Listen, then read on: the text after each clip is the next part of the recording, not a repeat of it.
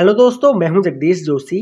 आज के इस वीडियो में मैं आपको सर्वो मोटर और स्टेपर मोटर के बीच में क्या डिफरेंस होता है वो मैं आपको समझाऊंगा। सर्वो मोटर और स्टेपर मोटर दोनों को ही हम लोग इंडस्ट्री में बहुत ही लार्ज स्केल में यूज़ करते हैं, लेकिन इन दोनों ही मोटर्स के अलग अलग एप्लीकेशंस होते हैं, अलग अलग कंस्ट्रक्शन होता है। देखने में आप लोगों को ये मोटर लगभग एक जैसी लगेगी, लेकिन इन दोनों को ही हम लोग अलग अलग एप्लीकेशंस के लिए यूज करते हैं। अगर हम लोग बात करें स्टेपर मोटर की, तो स्टेपर मोटर को हम लोग जैसे कि 3D प्रिंटर्स में यूज़ करते हैं, CNC मशीन्स में यूज़ करते हैं, या फिर जो सिंपल ऑटोमेशंस होते हैं वहाँ पे हम लोग यूज़ करते हैं। कई बार फूड इंडस्ट्रीज जो होती है वहाँ पे आप लोगों ने देखा होगा कि स्टेपर मोटर को हम लोग ज़्यादातर यूज़ करते हैं। अगर हम लोग बात करें सर्वो मोटर की, तो सर्वो मोटर को हम लोग रोबोटिक्स हो गया, इंडस्ट्रियल ऑटोमेशन हो गया, या फिर जहाँ पे हमें हाई स्पीड को कंट्रोल करना है या फिर हाई एक्यूरेसी हमको चाहिए, वहाँ पे हम लोग यूज़ करते हैं। दोनों ही मोटर्स को हम लोग एंगुलर कंट्रोल के लिए यूज करते हैं। स्पेशली स्टेपर मोटर और सर्वो मोटर में से चूज करना एप्लीकेशन स्पेसिफिक नीड पर डिपेंड करता है कि भाई हमारा एप्लीकेशन क्या है।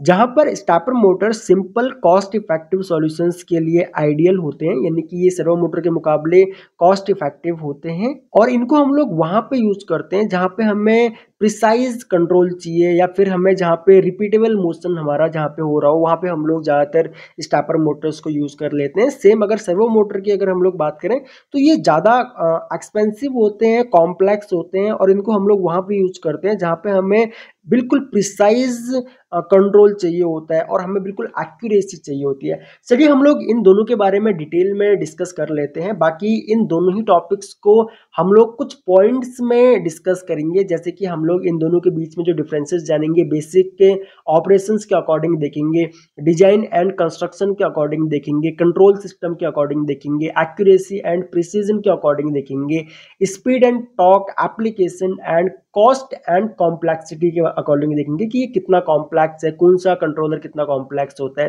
ठीक है, तो सबसे पहले हम लोग डिस्कस करते हैं बेसिक ऑपरेशंस में। बेसिक ऑपरेशंस में हम लोग स्टेपर मोटर का देखते हैं कि स्टेपर मोटर का बेसिक ऑपरेशंस क्या होता है। स्टेपर मोटर डिस्क्रीट स्टेप्स में मूव करता है और हर एक स्टेप फुल रोटेशन का एक फ्रिक्शन होता है। आप लोगों ने अगर मेरी पुरानी वीडियोस देखी हुई है जहां पे हम लोगों ने आर्डिनो से एक स्टेपर मोटर को कंट्रोल किया था, तो वहां पे मैंने आपको बताया भी था कि किस तरीके से हम लोग अगर स्टेपर मोटर को मान के चलो 90 डिग्री में अगर मुझे रोटेट करवाना है तो मैं 90 डिग्री में रोटेट करवा सकता हूँ, 120 डिग्री या फिर किसी भी एंगल में अगर आपको उसे रोटेट करवाना है तो आप लोग उसको एक एंगुलर या फिर एक एंगुलर मोशन में आप लोग उसको रोटेट करवा सकते हो। और ये जो रोटेशन होता है ना, वो सप्लाई के ऊपर डिपेंड करता है। जो भी आप उसे पल्स दोगे उस पल्स के अकॉर्डिंग डिपेंड करता है, या फिर प्रोग्राम जो भी, या फिर जो भी आपका कंट्रोलर है, ड्राइवर में जो भी आप लोगों ने कंट्रोलिंग कर रखी होगी उसके अकॉर्डिंग आप लोग इसको कंट्रोल कर सकते हो।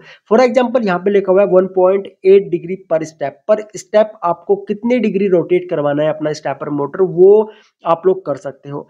ठीक है, बाकी स्टेपर मोटर की मूवमेंट इलेक्ट्रिकल पल्सेस की सीक्वेंस से कंट्रोल होती है। जैसे कि मैं अभी आपको बता रहा था कि जो इलेक्ट्रिकल सप्लाई है उसकी सीक्वेंस या फिर उसके पल्सेस की सीक्वेंस से डिपेंड करती है कि जो आपका स्टेपर मोटर है वो कितना मूव करेगा। हर पल्स मोटर को एक स्टेप से मूव करती है। जैसे जैसे जो ड्राइवर होगा उससे मोटर को पल्स मिलेगी तो वैसे वैसे आपका मोटर जो है वो मूवमेंट करेगा, वो एंगल के ऊपर डिपेंड करता है।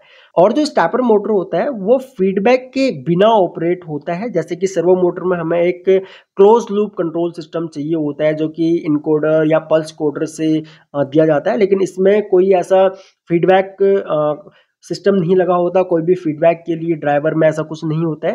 बाकी कंट्रोलर अज्यूम करता है कि मोटर पल्सेस का सही रिस्पॉन्स दे रही है।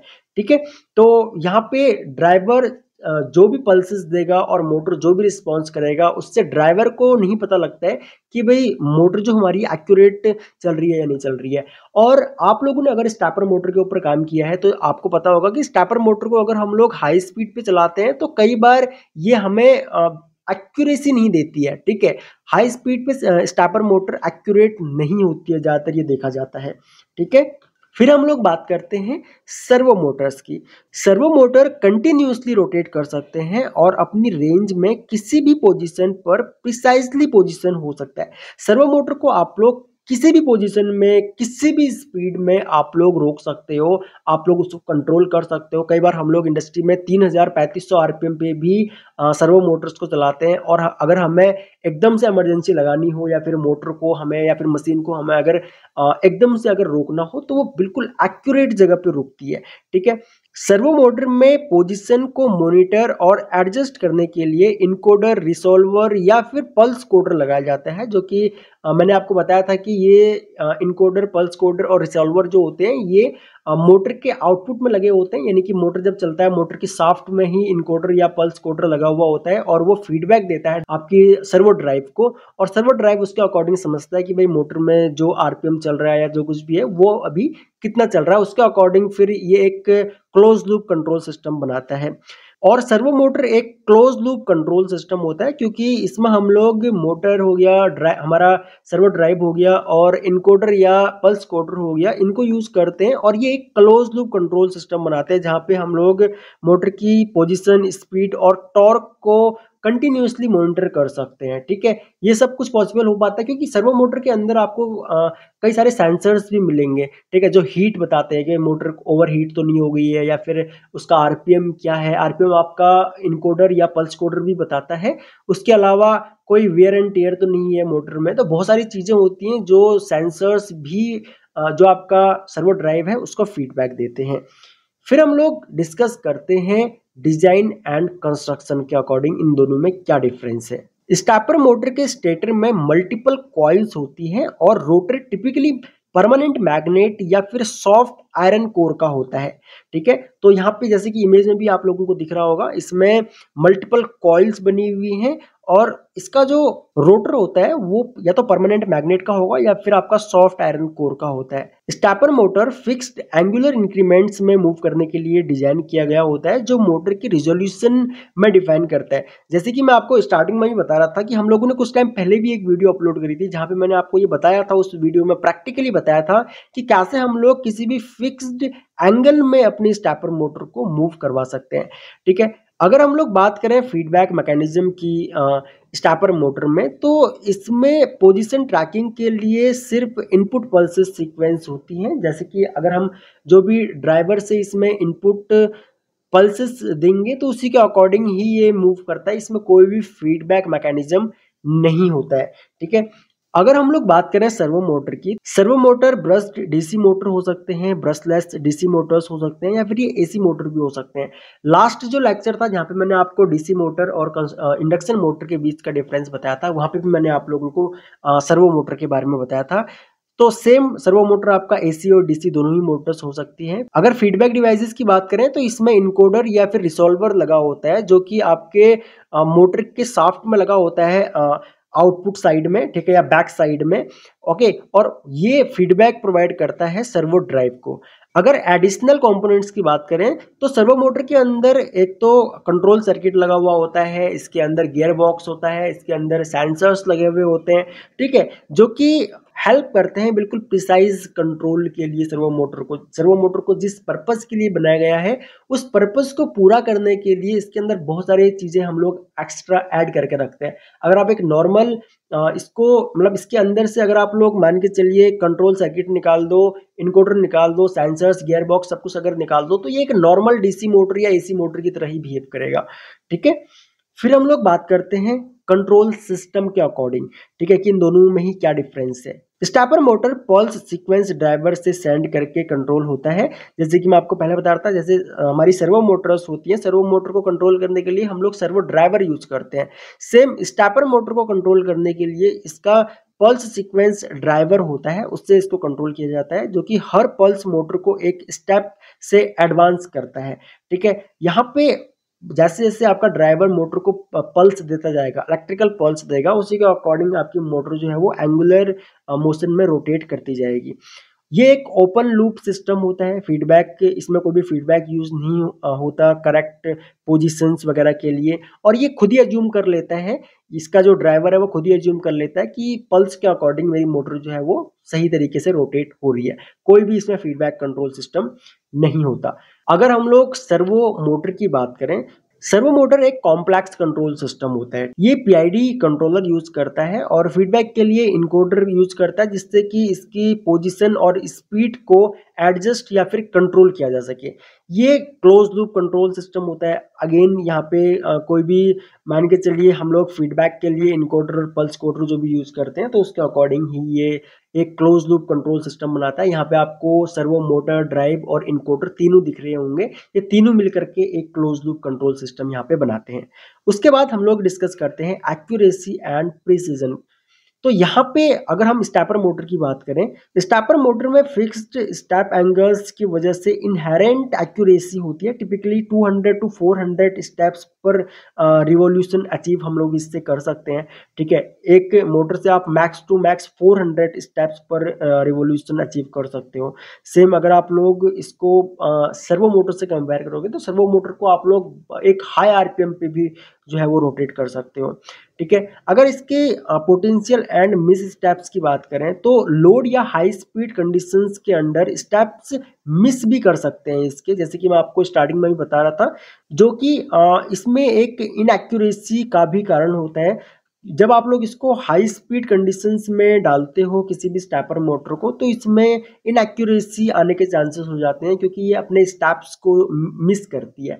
और यहाँ पे आप लोग इमेज में देख भी सकते हो, यहाँ पे एक छोटा सा साइड में वीडियो चल रहा है जहाँ पे गियर्स बने हुए होते हैं, और ये आपके जो वाइंडिंग है, मल्टीपल जो कॉइल होती है, उन कॉइल्स को ट्रैक करती है और एक एंगुलर मोशन में चलती है। इसमें कोई भी फीडबैक करेक्शन का सिस्टम नहीं होता। सबसे बड़ा इसमें इसका डिसएडवांटेज ये होता है कि इसमें कोई भी ऑटोमेटिकली मिस्ड स्टेप या जो स्टेप्स आपके मिस हो रहे हैं उसकी पोजीशन को करेक्ट करने के लिए या एरर को डिटेक्ट करने के लिए कोई भी फीडबैक सिस्टम इसमें नहीं लगा हुआ होता। ठीक है, इन मोटर्स में, इसलिए इनको हम लोग हाई स्पीड में कभी भी यूज नहीं करते हैं। ठीक है, फिर हम लोग डिस्कस करते हैं सर्वो मोटर की। तो सर्वो मोटर हाई एक्यूरेसी के लिए यूज किए जाते हैं, जहाँ पे कंटिन्यूअस फीडबैक की वजह से बहुत ही प्रिसाइज कंट्रोल होता है। ठीक है, यहाँ पे हम लोग 1000 ऑफ काउंट्स पर रिवॉल्यूशंस हम लोग जो है वो काउंट कर सकते हैं, जहाँ पे 200 टू 400 हम लोग स्टेपर मोटर में कर सकते हैं, तो यहाँ पे हम लोग थाउजेंड्स ऑफ काउंट जो है वो यूज में ले सकते हैं। और इसमें सबसे अच्छी बात ये होती है सर्वो मोटर में कि ये रियल टाइम करेक्शन पे काम करता है। ठीक है, जो इसका फीडबैक मैकेनिज्म होता है, जैसे कि हम लोग इनकोडर और पल्स कोडर को यूज करते हैं, तो ये आपका डिजायर्ड पोजीशन और रियल टाइम में जो भी एरर होगा उसको करेक्ट करता है। और सर्वो मोटर स्मूथ और प्रिसाइज मूवमेंट कैपेबल होता है। इवन हाई स्पीड में भी ये बिल्कुल स्मूथ और प्रिसाइज कंट्रोल करता है। ठीक है, फिर हम लोग अगर बात करें स्पीड एंड टॉर्क की, स्टेपर मोटर की स्पीड लिमिटेशंस होती हैं। इसको हम लोग हाई स्पीड पे नहीं चला सकते। हाई स्पीड पे इसलिए नहीं चला सकते क्योंकि one step to second step, पहले स्टेप से दूसरे स्टेप में जाने में इसमें जो टाइम लग जाता है ना, उस टाइम की वजह से कभी भी इसको हम लोग हाई स्पीड पे नहीं चला सकते। इसको हम लोग हमेशा लो स्पीड के लिए ही डिजाइन करते हैं।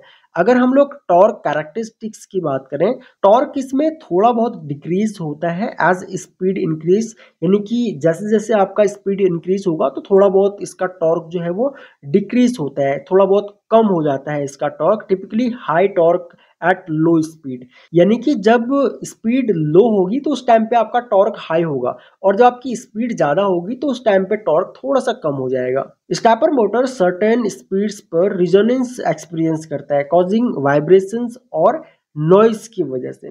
अगर हम लोग बात करें सर्वो मोटर की, तो सर्वो मोटर में हाई स्पीड कैपेबिलिटी होती है। इसको हम लोग हाई स्पीड, इससे हम लोग हाई स्पीड अचीव कर सकते हैं, और जो टॉर्क है उसको हम लोग मेंटेन कर सकते हैं।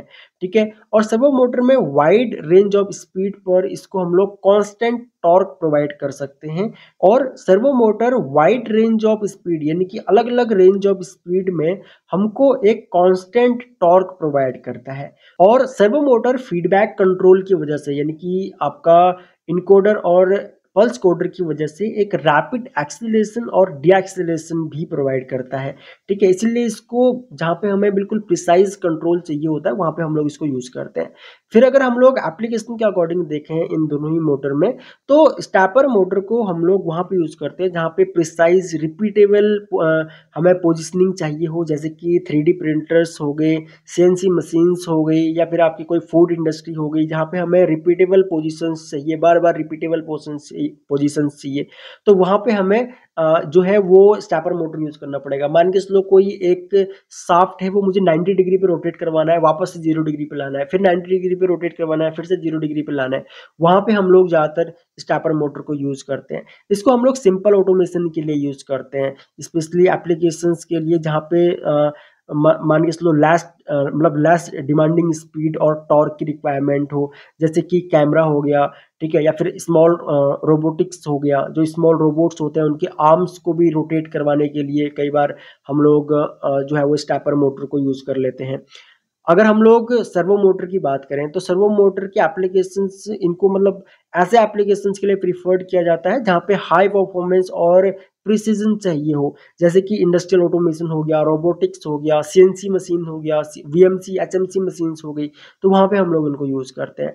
बाकी ऐसे एप्लीकेशंस के लिए ये सुटेबल होता है जहाँ पे रैपिड चेंजेस हो स्पीड में। मान के चलो अभी अगर 1000 RPM है, एकदम से 2000 RPM पे चल रही है मोटर, वापस से 500 RPM पे आ गई, ठीक है, तो ऐसी जगह पे हम लोग यूज़ करते हैं, जैसे कि कन्वेयर सिस्टम हो गया, ऑटोमेटेड मैन्युफैक्चरिंग हो गई, ठीक है। यहाँ पे आपको इमेज में दिख रहा होगा एक कार है, उस कार में रोबोट्स काम कर रहे हैं, ठीक है। तो ये होता है कि आपका सर्वो मोटर और स्टेपर मोटर, तो इस तरीके से एप्लीकेशंस के अकॉर्डिंग ये दोनों ही मोटर्स जो है वो डिफरेंट होती हैं। फिर अगर हम लोग कॉस्ट एंड कॉम्प्लेक्सिटी के अकॉर्डिंग देखें तो जो आपका स्टेपर मोटर होता है वो जनरली लेस एक्सपेंसिव होते हैं, सस्ते होते हैं, ड्यू टू सिंपलर डिजाइन, यानी कि इसका डिजाइन जो होता है वो सिंपल होता है और इसमें कोई भी कंट्रोल रिक्वायरमेंट्स नहीं होती हैं। बाकी इसमें बेसिक कंट्रोल सिस्टम के साथ में इम्प्लीमेंट करने में ये ईजियर होता है, कोई भी बेसिक कंट्रोलर से आप लोग इस पर कंट्रोल कर सकते हो। इसमें बहुत कम कंपोनेंट्स होते हैं जिसकी वजह से इसका मेंटेनेंस जो है वो काफ़ी लो होता है। इसका कंस्ट्रक्शन जो होता है वो सिंपल कंस्ट्रक्शन होता है, ठीक है। तो simple construction and low components की वजह से इसका जो मेंटेनेंस है वो भी लो होता है, ठीक है। लोअर मेंटेनेंस पे आप लोग इसको यूज कर सकते हो। अगर सर्वो मोटर की बात करें तो ये मोर एक्सपेंसिव होते हैं, ठीक है, ज़्यादा महंगे होते हैं, ठीक है, क्योंकि इसमें एडिशनल कंपोनेंट्स लाइक इनकोडर या फिर आपका कोई gear box, sensors, control systems, ये सब चीज़ें लगी हुई होती हैं जिसकी वजह से इनकी कॉस्ट जो है वो बढ़ जाती है।